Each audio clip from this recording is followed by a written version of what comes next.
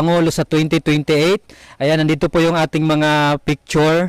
So ito po yung matunog na mga kababayan na tatakbo ng pagkapangulo sa 2028. Nandito po si Speaker Romualdez, si Senador Raffy Tulfo at saka si VP Sara Duterte. So without further ado, let's go!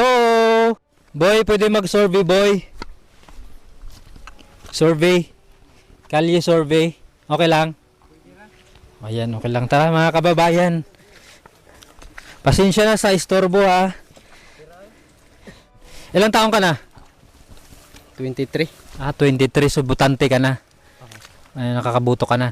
Ayan, survey lang po tayo para sa content natin sa YouTube.